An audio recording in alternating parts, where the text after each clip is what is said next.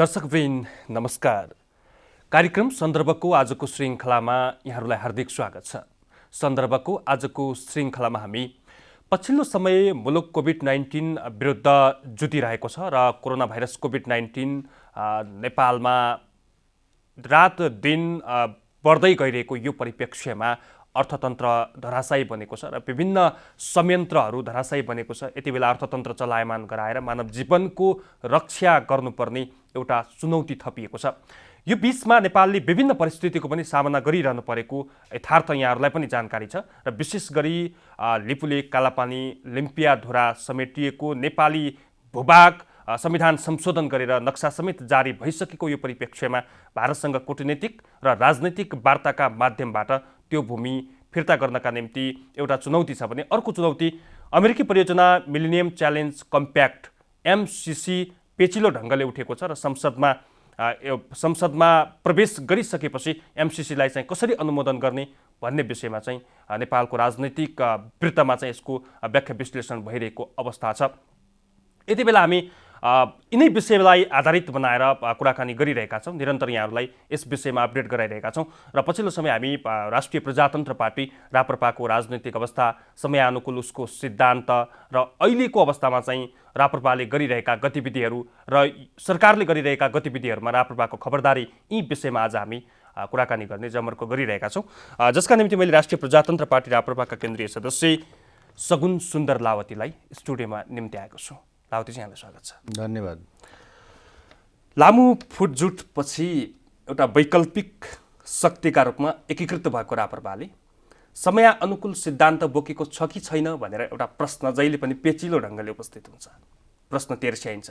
समयानुकूल छ यहाँहरूको सिद्धान्त? सुरुमा देश, माटो र समय सन्दर्भ छ। यो विश्वको अनुभव हेर्नुहोस्, प्रजातान्त्रिक अभ्यासहरूलाई हेर्ने हो भने यो हाम्रो भू राजनैतिक बनोट जुन छ यो सबै पक्षलाई हेर्दाखेरि हाम्रो चाहिँ अहिले यो जनताले, देशले चाहेकै मुद्दा हामीले उठान गरेको भन्ने हामीलाई लागेको छ। लामो समयपछि मुलुकको राजनैतिक व्यवस्था परिवर्तन भयो, सङ्घीय लोकतान्त्रिक गणतन्त्रात्मकमा चाहिँ मुलुक अभ्यास गरिरहेको छ, सङ्घीयता पछिल्लो समय कार्यान्वयनको चरणमा छ। यसरी हेर्दा तपाईँहरूको सिद्धान्त योभन्दा पनि माथि हुनुपर्नेमा झन् अलिकति पछाडि धकेलिएको जस्तो कता कता भान हुन्छ। होइन, अब यो जुन उद्देश्यको लागि हामीले के विश्लेषण गर्नुपर्छ भन्दाखेरि जुन नारा दिएर नयाँ नेपाल सिर्जना हुन्छ, सबै पक्ष होइन, भूगोल, जात जाति, पहिचान र लिङ्ग, वर्ग, क्षेत्र सबै समुदायको चाहिँ एकदम समान सहभागिता हुन्छ, नयाँ नेपाल बन्छ, अग्रगमनमा जान्छौँ भन्ने जुन नारा लिएर 62-63 आन्दोलनपछि जुन परिवर्तन भयो, अहिले 77 सालसम्म आइपुग्दाखेरि हामी कहाँ छौँ भन्ने हामीले विश्लेषण गर्नुपर्छ। आज पनि त्यही जातीयताका नाममा हत्या हुने, होइन, विभेद हुने, यो सबै जुन हिजो हुँदैन भन्ने कुराहरू भनेको थियो आज पनि त्यो पूर्ण रूपमा कायम छ भनेपछि अब हामीले आम नेपाली जनताले विश्लेषण गर्नुपर्ने, आत्मालोचना गर्नुपर्ने, समीक्षा गर्नुपर्ने बेला आएको छ। अब त निर्वाचन पद्धतिकै प्रश्न गर्नुहुन्छ भने साह्रै महँगो भएको छ। अब आम नागरिकले सहभागी हुनु नसक्ने किसिमको खर्चिलो भएर गएको छ। अब के भनिन्छ भन्दाखेरि जनस्तरमा कि चाहिँ भ्रष्टाचार, घुसखोरी गर्नेले मात्रै चुनाव लड्न सक्यो अथवा चुनावमा सहभागी भएपछि भ्रष्टाचार गर्नु पर्यो, त्यस्तो पद्धतिहरू विकास भयो। यो चाहिँ यो पद्धतिजन्य त्रुटि हो कि पात्रको त्रुटि हो भन्ने पनि प्रश्नहरू उठ्न थालेको छ। यो हामी गम्भीर अहिले चरणमा छौँ, त्यसकारण हिजो कहाँ लान्छौँ भन्ने जो परिवर्तनका सम्भाग भन्ने नेतृत्व अथवा दलहरूले हामीलाई कहाँ पुर्यायो भन्ने अहिले चाहिँ हामीले लेखाजोखा गर्नुपर्ने बेला आएको छ। यसो हेर्दाखेरि चाहिँ जस्तो हिजोको इतिहास हेर्दा र अहिलेसम्म आउँदा राप्रपामा वयोवृद्धहरूको जमातले गर्दाखेरि पनि नयाँ कुराहरू आविष्कार हुन सकेका होइनन् कि भन्ने पनि विश्लेषण गरिन्छ। यसमा यो कतिको सत्यता छ? त्यो वयोवृद्ध भन्दाखेरि तपाईँ अब अरू दलमा पनि हेर्नुहोस् न, है, सबै दलमा हेर्नुहोस्। अब प्रधानमन्त्रीज्यूकै उदाहरण लिउँ, उहाँको व्यक्तिगत मैले टिप्पणी गर्नु खोजेको होइन, तर उहाँको उदाहरण मात्र पेश गर्नु खोजेको। उहाँ 14 वर्ष जेल जानुभयो पञ्चायत हुँदाखेरि, होइन, पञ्चायत विरुद्धको सङ्घर्षमा। त्यसपछि जेल जीवनपछि मैले हेरेको उहाँको पत्र पत्रिका आएको विवरण हेर्दाखेरि जेलपछि 5 वर्ष उहाँ सक्रिय हुनुभयो। त जेल जीवनभन्दा अगाडि पनि सक्रिय हुनुहुन्थ्यो राजनीतिमा। भनेपछि 20-25 वर्ष उहाँले पञ्चायतमै बिताउनु भयो। उहाँ अहिले देशको प्रधानमन्त्री हुनुहुन्छ। त्यस्ता पात्रहरू सबै दलमा हुनुहुन्छ। त्यसकारण उहाँको उमेरले मात्रै होइन, विचारले पनि नयाँ कुरा दिन सक्ने हो। तर अब यो अवस्थालाई पनि हामीले विश्लेषण गर्नुपर्ने भयो कि अधिकांश पञ्चायतको समयमा सक्रिय राजनीति गर्ने पात्रहरू अहिले पनि अहिलेको समयमा आजको सन्दर्भमा आउँदा पनि सक्रिय हुनुहुन्छ सबै दलमा हेर्दाखेरि। अब यतातिर हेर्नुभयो भने युवाहरू जो चाहिँ साधारणतया के भनिन्छ भन्दाखेरि राजनीति फोहोरी खेल भनेर, यो चाहिँ डर्टी गेम हो भनेर पोलिटिक्समा नआउने पुस्ताहरू अहिले यो कोभिडकै सन्दर्भमा अहिले वर्तमान हाम्रो जुन राज्य व्यवस्था अथवा राज्यले गरेको व्यवस्थाको विरुद्धमा त्यसमा चिन्ता प्रकट गरेर अहिले सडकमा आएका छन् हैन।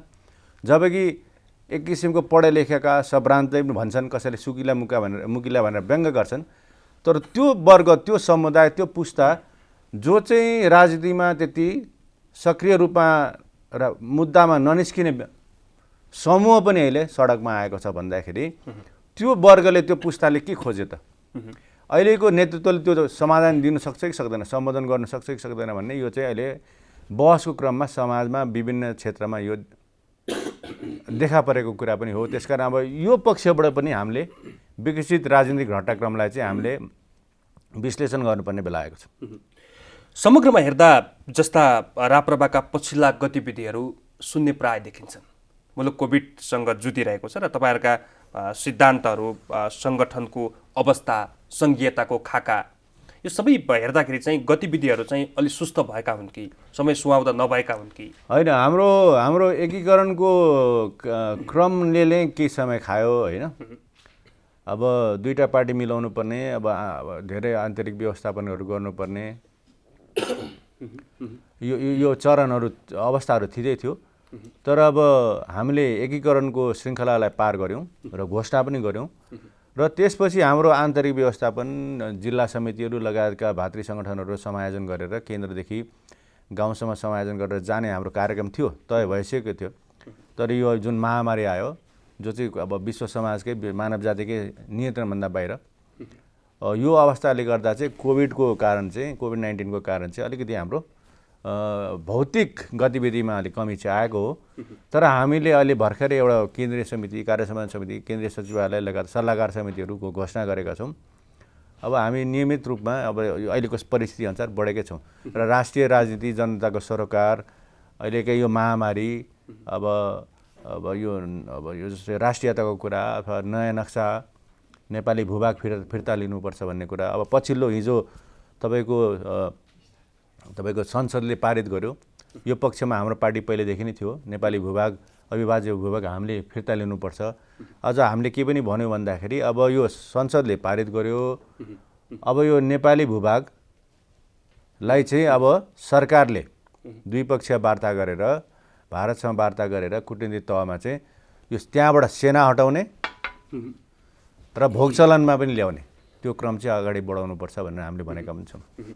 अनि यो सदनमा बलियो उपस्थिति नहुँदाखेरि पनि कहिलेकाहीँ राष्ट्रिय दलको मान्यता नपाउनेदेखि लिएर तपाईँले उठाएका अडानहरू त्यति गम्भीरताका साथ चाहिँ प्रस्तुत नहुने, यो पनि प्रवृत्ति देखिया हो र पछिल्लो समय अलिकति आफू कमजोर हुँदाखेरि कसैले अरूले नपत्याउने किसिमको त्यो देखिएको हो? निश्चित रूपमा अब सङ्ख्याको आधारमा अङ्कगणितको महत्त्व त हुन्छ नै, तर त्यो हाम्रै कारण पनि होइन। अब टुटफुट भयो होला, हाम्रो सिद्धान्तप्रतिको निष्ठाको कुरामा प्रश्न आयो, निरन्तरताको कुरामा प्रश्न आयो, जनतामा दुविधा उत्पन्न भयो। अनि अब तर के भने अब पछिल्लो अब चुनावकै हाम्रो रणनीति पनि त्यति प्रभावकारी भएन। हामीले थोरै सिट सङ्ख्या उठायौँ होइन, गठबन्धन गर्ने क्रममा थोरै उम्मेदवार उठाएर देशव्यापी जाँदा त हामीले भोट पाउने अवस्था आएन। यी सबै गल्ती कमजोरी भएकै हुन्, हाम्रै कारण, मूल कारण हाम्रै कारण हो। तर के भने अहिले पनि जनताले विकल्प खोजेका छन्।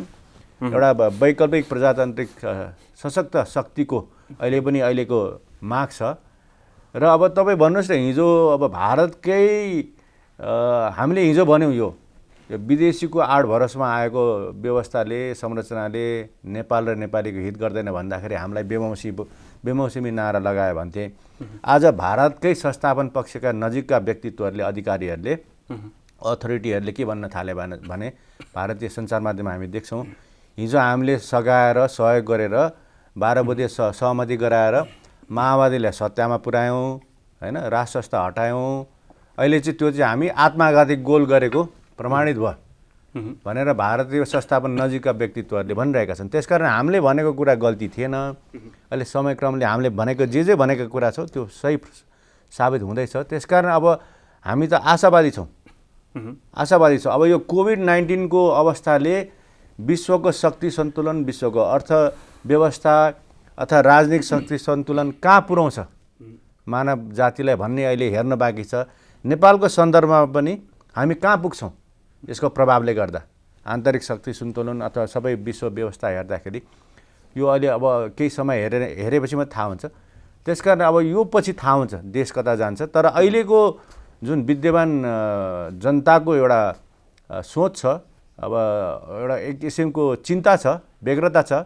हामीले बहुमत दिँदा पनि स्थायित्व प्राप्त हुन सकेन, भ्रष्टाचार मुक्त शासन व्यवस्था पाइएन, जनताको कुरा नसुन्ने सबभन्दा चिन्ताजनक के जनताको आवाज जनमत नै नसुन्ने अहिले शासन। यो नेतृत्वको अहमताका कारणले गर्दाखेरि, नेतृत्वको जिद्दीपनको कारणले गर्दाखेरि कार्यकर्ता पनि ओझेलमा परेको जस्तो, पार्टी चाहिँ एकद्वार प्रणालीमा चाहिँ अगाडि नबढ्या जस्तो तपाईँहरूको कन्सेप्ट एक किसिमको हो नि, र चाहिँ त्यो उमेर पार गरिसकेका भनौँ न सम्मानित नेताहरूको कन्सेप्ट एक किसिमको हुने कारणले गर्दाखेरि पनि सही ट्र्याकमा पार्टी नचल्या हो कि होइन। उमेर अनुभवको कुरा आउँछ, तर हाम्रो नेतृत्वहरू अब उहाँले लामो अनुभव खारेका व्यक्तित्व हुनुहुन्छ। अब देश राष्ट्रिय अन्तर्राष्ट्रिय स्तरमै अनुभव प्राप्त व्यक्तित्वहरू हुनुहुन्छ। र अहिले चाहिँ अब 3टा अध्यक्ष एउटा सङ्क्रमणकालीन हामीले व्यवस्था गरेका छौँ महाधिवेशनसम्म। अब हामीले एकता घोषणा गरेको 1.5 वर्षमा महाधिवेशन गर्ने भनेका थियौँ। अब त्यो 1 वर्ष 3 महिना जस्तो बाँकी छ होइन। अब त्यसपछि नयाँ नेतृत्व आइहाल्छ। यो सङ्क्रमणकाल पनि पार हुन्छ, नयाँ नेतृत्व चयन गर्छ महाधिवेशनले। तर त्यस्तो काम गराएमा तपाईँले भने जस्तो त्यस्तो अप्ठ्यारो व्यवधानहरू छैन। अब हामी अलिकति प्रसङ्ग बदलौँ। भर्खरै मात्र सीमाको विषयमा जति पनि एउटा राष्ट्रिय एकता भएको छ, कुनै पनि प्रतिपक्षी देखिएन सदनमा, र चाहिँ संविधानको अनुसूची 3 परिमार्जन गरेर नेपालको भू राजनीतिक नक्सालाई एउटा मान्यता दिइएको छ, र निशान छापमा पनि लिपुलेक, कालापानी, लिम्पियाधुरा सहितको त्यो भूभागलाई समेटेर निशान छाप बनाइएको छ। आजको दिनमा हामीले जसरी आफ्नो नक्सामा चाहिँ भूमि त पार्यौँ, तर त्यो भूमिमा विगत 58-60 वर्षदेखि भारतीय वर्चस्व छ। भारतीय सेना त्यो ठाउँमा खडा भएको र बसेको स्थिति छ। नेपालको सिमाना काली नदीलाई मानिएको थियो 1816 को सुगौली सन्धिमा, तर त्यो काली नदीको मुहानै चेन्ज गराएर काली नदीको एउटा सानो मूर्तिको आकार दिएर लिपुलेकमा भारतले एउटा मन्दिर बनाएको छ। तर खास काली नदीको मुहान चाहिँ लिम्पियाधुरा हो हाम्रो अडान अनुसार र हाम्रा चाहिँ लिखत अनुसार। आजको दिनमा त्यो भूमि फिर्ता ल्याउनका निम्ति त्यो चुनौती, त्यो राजनैतिक वार्ता, त्यो कूटनीतिक वार्ता, यसलाई यहाँले कसरी हेरिरहनु भएको छ, विश्लेषण कसरी गरिरहनु भएको छ, राप्रपाको यसमा धारणा चाहिँ के हो? अनि मैले अघि पनि भने हाम्रो विज्ञप्ति नै आएको छ हिजो मात्रै, संसदबाट त्यो अनुमोदन भएपछि नयाँ नक्सा अथवा त्यसलाई सुधारिएको भनौँ न। अब यही संविधानले जारी गरेको नक्सामा त्यो थिएन, यो गणतन्त्रको संविधान गणतन्त्र आएपछि। तर अब त्यो गल्ती सच्याइएको छ होइन। अब त्यो हाम्रो नेपाली भूभाग सम्मिलित नयाँ नक्सा आएको, त्यसको पक्षमा हाम्रो पार्टी पहिलेदेखि थियो र स्वागत पनि गऱ्यौँ। र हामीले अब जारी भएपछि हिजो संसदको निर्णय आएपछि हामीले के भन्यो भन्दाखेरि अब त्यो भारतीय सेनालाई त्यहाँबाट हटाउने र त्यो भूभाग भोगचलनमा फिर्ता लिने, त्यसको लागि वार्ता गर्नु पर्यो सरकारले कूटनीतिक तहमा। वार्ताको बाहेक विकल्प छैन। निश्चित रूपमा अब दुवै देशको अडान भएको अवस्थामा चाहिँ यो एउटा चुनौतीपूर्ण होइन, हाम्रो द्विपक्षीय सम्बन्ध एउटा चुनौतीपूर्ण घडीमा आयो कि भन्ने जस्तो देखिन्छ। तर त्यसलाई सही निष्कर्षमा पुर्याउने जिम्मेवारी अथवा क्षमता चाहिँ अहिलेको वर्तमान हाम्रो नेपाली नेतृत्वले देखाउनु पर्यो, वार्ता गर्नु पर्यो। वार्ताको भन्दा विकल्प छैन।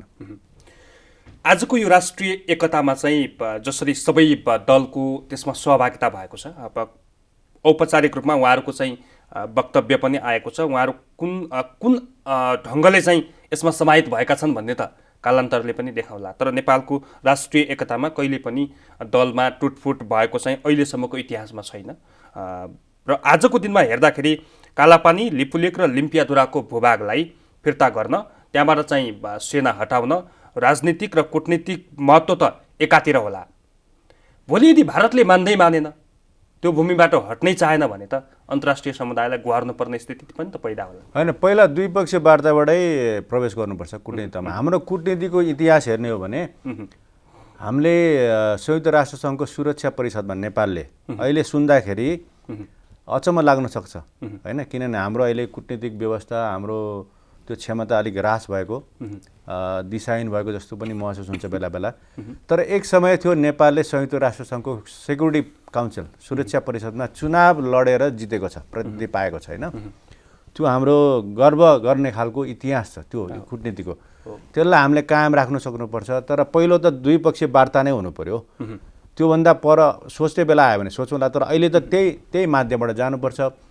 तपाईँले पनि भन्नुभयो, मैले पनि महसुस गरेँ, सारा जनताले यसलाई खुसीको रूपमा सम्पूर्ण शक्तिहरू, दलहरू एक ठाउँ आयो राष्ट्रियताको सहरमा, र भोलि पनि आउनुपर्छ भन्ने कुरा मत पनि छ, चाहना पनि छ, हाम्रो भनाइ पनि त्यही हो।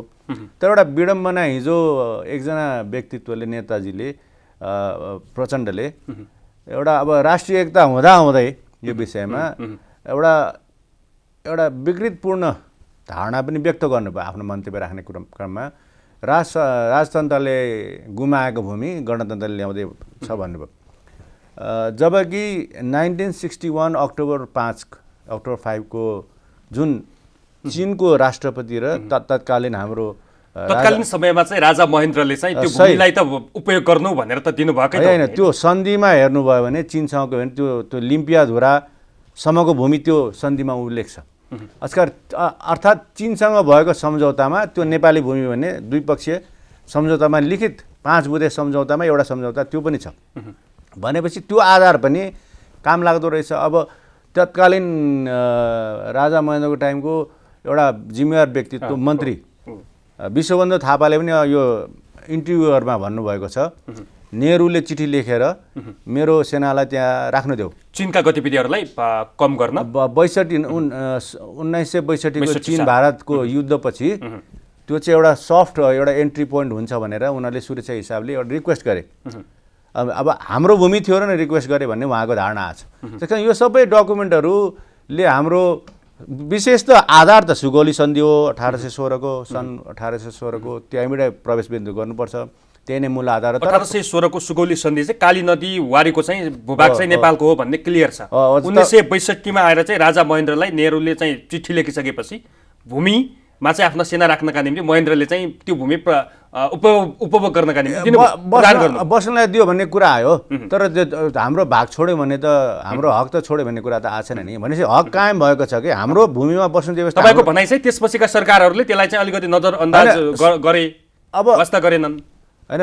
राज संस्थाको सक्रिय भूमिका हुन्जेलसम्म त इन्डियाले म्याप त नयाँ त जारी गरेन नि, अहिले आएर गरे नि। जबकि यो सडक बनाएको अहिले होइन, योभन्दा विगतका सरकारहरूलाई पनि थाहा हुनुपर्ने हो। सरकारहरूले जनतालाई सूचित गरेनन्। अझ हाम्रो प्रधानमन्त्रीज्यूले त के भन्नुभयो भने मलाई त जानकारी थिएन भन्नुभयो, जानकारी गराएनन् भन्नुभयो है। जबकि परराष्ट्र मन्त्रीले हो भन्नुभयो होइन। यसको दुविधा छ। तर जे होस् अहिले सच्याएको छ, सही दिशामा हामी अगाडि बढिरहेका छौँ। संसदले त्यसलाई पास गरेको छ, सम्पूर्ण दलहरू एक ढिक्का भएका छन्। यस्तो अवस्थामा यो सत्तासीन पार्टीको एउटा महत्त्वपूर्ण व्यक्ति, नेकपाको अध्यक्ष जस्तो गरिमामय पदमा बसेको व्यक्ति पुष्पकमल दाहाल प्रचण्ड, उहाँले त गलत त बोल्नु भएन होला? उहाँले गलतै भन्नुभयो। कसरी? अब गलत भन्नुभयो त कहाँ गुमायो भन्नु, प्रमाण दिनु पऱ्यो नि।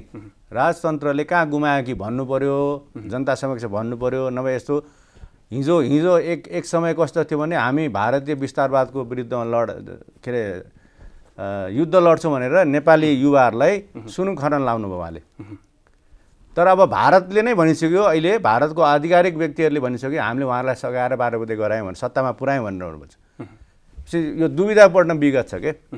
त्यस्तो विगत भएको व्यक्तित्वले अहिले पनि त्यही भ्रम सिर्जना गर्नु खोजिरहनु भएको छ।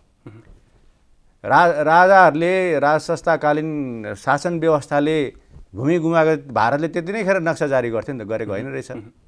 चिठी लेख्दै नै थियो।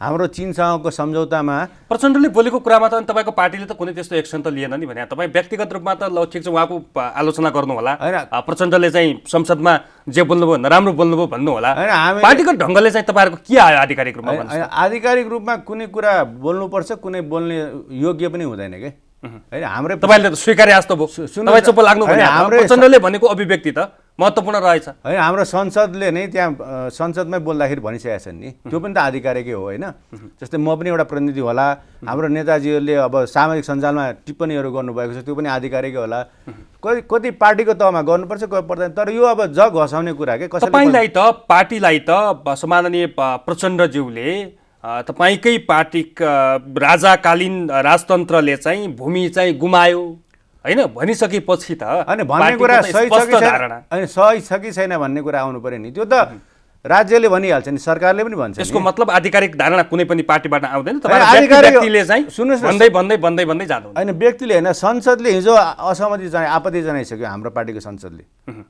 उहाँले बोलेको लगत्तै जनाए एकजना बोल्नुभयो उहाँको त हाम्रो प्रतिनिधि हो जनताको प्रतिनिधि हो पार्टीको पनि प्रतिनिधि हो पार्टीले केही पनि यस विषयमा पार्टी नै त हो नि संसदले बोलेको त पार्टी हैन तपाईहरुको अध्यक्षहरुको खै त विज्ञप्ति त्यसपछि प्रचण्डले बोलेको कुरामा प्रधानमन्त्रीले के भन्नुहुन्छ त भन्नु पर्यो नि त्यसो भए त उहाँ पनि पार्टीको अध्यक्ष हो त्यो नेकपाको आधिकारिक धारणा हो भने उहाँले त समर्थन गर्नुभयो होला उसो भए मौन समर्थन गर्नु भएको छैन गर्नु सुन्नु भएको छ त प्रधानमन्त्री केपी ओलीले बोल्नु भएको मौन समर्थन हुन सक्छ नेकपाको अध्यक्षले बोलेको सुन्नु भएको छ त छैन नि कि गलत भन्नु पर्यो कि सही भन्नु पर्यो त्यो जग हँसाउने कुरा के भने उहाँकोमा यो अहिले जनतामा वृत्तिष्ठा छ चिन्ता छ हैन सरकार विरोधी उहाँहरू यस्तो सङ्कटको महासङ्कटको प्रलयको बेलामा पनि सत्ताको लुछाछडीमा हिँड्नुभयो हैन यस्तो भ्रष्टाचारको मुद्दाहरू आइरहेको छ जनता 10 अरब कहाँ गयो भनिरहेका छन् क्वारेन्टाइनको व्यवस्था ठिक भएन 100% PCR गर भनिरहेका छन् हैन अब क्वारेन्टाइन चाहिँ त्यहाँबाट रोग सर्ने माध्यम भयो यो डरलाग्दो परिस्थिति आयो जनतासँग कुनै कार्यक्रमै छैन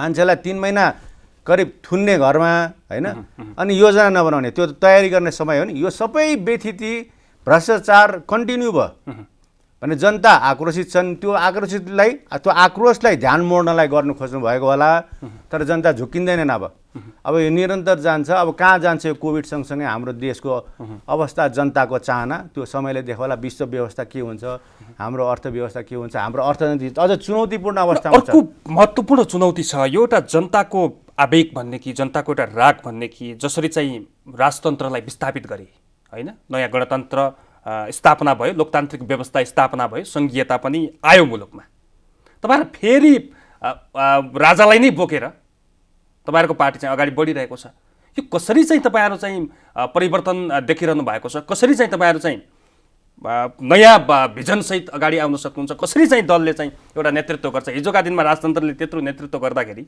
आज पनि आएर तपाईँ त्यसै संस्थालाई चाहिँ जोगाउनपट्टि लाग्नु भएको छ तपाईँ विश्व व्यवस्थाको अनुभव हेरौँ हैन कति हामीलाई भ्रम सिर्जना गरिएको छ विश्वका सबैभन्दा सुदृढ प्रजातन्त्र अथवा लोकतन्त्रै भन्नुहोस् डेमोक्रेटिक स्टेट भएको सिस्टम भएको देशहरूको तपाईँ सूची हेर्नुभयो भने हैन अझ हामीलाई त हाइब्रिड हाम्रो जस्तो व्यवस्थालाई त डेमोक्रेसी इन्डेक्स भन्ने छ सूचकाङ्क यो प्रजातन्त्रको परिधि मापन गर्ने व्यवस्थाले हाम्रो जस्तो देशलाई चाहिँ 4 तहमा बाँडेको छ हामीलाई तेस्रो तहमा राखेको छ है पहिलो तहमा भएको सुदृढ प्रजातन्त्र भएको मुलुकको सूची हेर्नुभयो भने त्यो अधिकांश राज संस्था सहितको प्रजातन्त्र संवैधानिक राज संस्थाको बहुदलीय प्रजातन्त्र भएको नर्वे डेनमार्क हैन स्क्यान्डिनेभियन देशहरू बेलायत हैन यस्ता सूची छन् त्यो हेर्नुस् अथवा तपाईको आर्थिक उन्नतिको अवस्था हेर्नुस् प्रगतिको त्यहाँ पनि त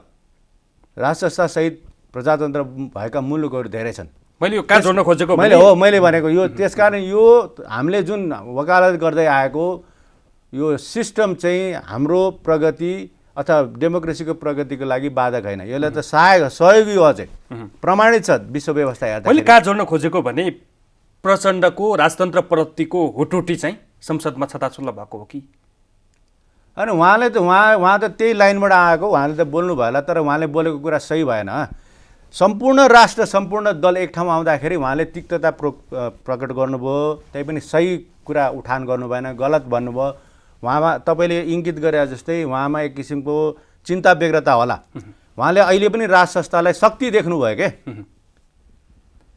शक्ति देखेर त चर्चा गर्नुभयो राज संस्थालाई यसको मतलब राजतन्त्रलाई तपाईँ चाहिँ शक्तिहीन भइसक्नु भएको छ तपाईँहरू छैन, शक्तिशाली होइन त्यो शक्ति त हिजो संसदमा प्रचण्डले प्रमाणित गर्नुभयो चिन्ता नभए राजतन्त्रको किन कुरा विरुद्ध कुरा गर्नुहुन्थ्यो अन्तमा छौँ लाउतीजी हामी बहसको अन्तमा छौँ मुलुक यतिखेर कोरोना भाइरस कोभिड-19 विरुद्ध जुधिरहेको छ यहाँले 10 अर्बको कुरा पनि गर्नुभएको थियो खै सरकार 10 अर्ब भनेर युवाहरू चाहिँ सडकमा पनि आएका छन् नारा जुलुस गरिएको छ तिनै तहका सरकारहरू चलाउँदाखेरि चाहिँ र कोभिड विरुद्ध लड्नका निम्ति आरडिटी पिसिआर किट लगायतका धेरै सामग्रीहरू किन्दाखेरि चाहिँ यति रकम खर्च हुन्छ भनेर सरकारका केही व्यक्तिहरूले स्पष्टोक्ति पनि दिएको एउटा परिस्थिति छ आजको दिनमा अर्थतन्त्र चलायमान बनाएर मानव जीवनको रक्षाका निम्ति सरकारले गरेका गतिविधिहरू के सही छन् तपाईँहरूको भूमिका तपाईँहरूको पनि दायित्व के जोडिएको छ होइन हामीले त अब हामीले यो सबै कुराको लागि सर्वदलीय संयन्त्र बनाऊ भने हाम्रो पार्टीले भनेको है मानेनन् अब हुन त त्यही नेकपाभित्रबाट आएको आवाज यो सरकारले सुनेन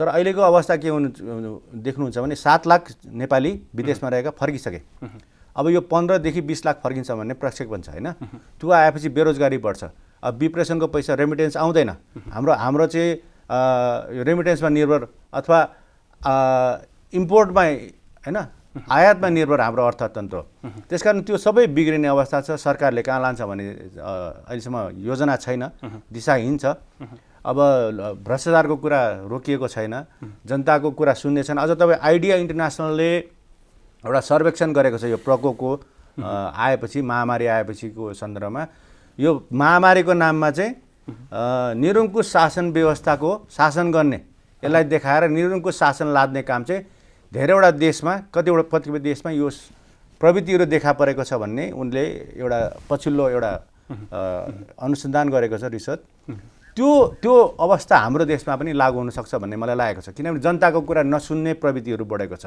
अब सङ्घीय व्यवस्था यो अहिले जुन रूपमा 3 तहमा यो कोभिड-19 विरुद्धमा हामी सङ्घर्षमा उत्रिनु पर्थ्यो त्यो सङ्घीय संरचना अनुरूप काम पनि भएको छैन है संयोजन छैन अब 10 अरब यो जुन हिसाब देखाएको क्रमले पनि सही रूपमा देखाएको छैन जनताको चित्त बुझेको छैन हामीलाई कहाँ लैजाने हो यो अहिलेको सत्ताले अब 2/3 त करिब दियो जनताले तर त्यही पनि स्थायित्व प्राप्त भएको छैन वहीँभित्र झगडा गर्दै हुनुहुन्छ सत्ताको लागि होइन कोही अध्यादेशको नाममा अथवा अध्यादेश फिर्ता लिने काममा यो सम्पूर्ण चिन्ताको अवस्था छ अहिले महत्त्वपूर्ण समयका लागि म यहाँलाई धेरै धेरै धन्यवाद दिन चाहन्छु धन्यवाद दर्शकवृन्द कार्यक्रम सन्दर्भको आजको श्रृङ्खलामा राप्रपाको पछिल्लो स्ट्राटेजी र जसरी राप्रपाले चाहिँ आजको दिनमा मुलुक सङ्घीयता गणतन्त्र लोकतन्त्रमा अभ्यास गरिरहेका बेला चाहिँ उसका क्रियाकलापहरू कसरी चाहिँ सङ्घीयतासँग चाहिँ आफूलाई परिष्कृत बनाउँदै राप्रपा अगाडि बढेको छ र राप्रपाले लिएको मुद्दा आजको दिनमा स्वाभाविक मुद्दा हो त भन्ने विषयमा आधारित रहेर जवाफ खोज्ने प्रयास गऱ्यौँ आजका लागि सन्दर्भको समय सकिएको छ खेमबम बिदा हुन्छु नमस्कार